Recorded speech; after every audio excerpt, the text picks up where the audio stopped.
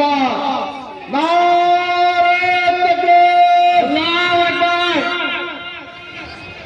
এখনো কিন্তু আমার হাতে এটা আছে, আপনারা যার জন্য অপেক্ষা করছেন, এখন টাইমও আছে। তার আগেতে কয়েকটা প্রশ্ন আপনাদের সামনে হবে, মাস্টার সাহেব করছেন, আপনারা ধৈর্য সহকারে শুনুন। পরের প্রশ্ন, হাজরে আসওয়াদ হাজি সাহেবরা গেলে চুম্বন দিতে হয়। হাজরে আসওয়াদে চুম্বন করাকে কি বলা হয়? দেখো বাচ্চাটা দেখো, বাচ্চাটা দেখো, শুননা? না না না, ওটা নয়। সুন্নত ফরজের দিকে আমি যাচ্ছি না। হাজরে আসওয়াদে চুম্বন করাটাকে কি বলা হয়? ভূষা দোয়া, ভূষা দোয়া। না না, সহজে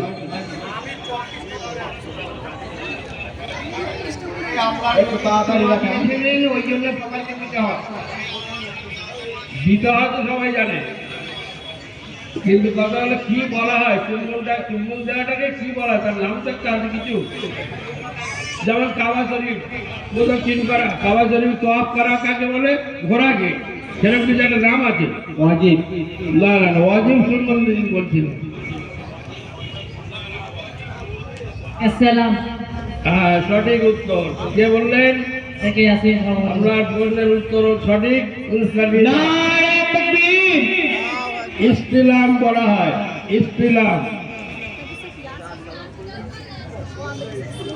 আমার বাড়ির মহিলাদের শেষ প্রশ্ন, আপনারা ধৈর্য সহকারে শুনুন। বাড়ির মহিলাদের শেষ প্রশ্ন,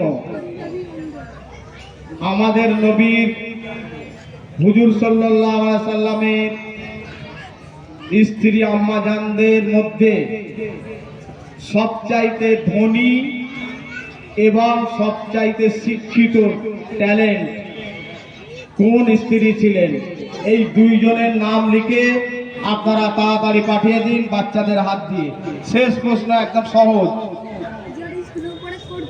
আপনাদের মধ্যে একটা সহজ প্রশ্ন করে একটুখানি খালি আইডিয়া করে বলতে পারলেই হবে। আমরা সকলে আশাবাদী জান্নাতে যাব, আর আপনারা জানেন, আমিও জানি, জান্নাতে গেলে যেটা বলবো খালি মুখে বলবো আর চলে আসবে, কিন্তু এমন কি জিনিস যেটা চাইলেও আল্লাহ দেবে না?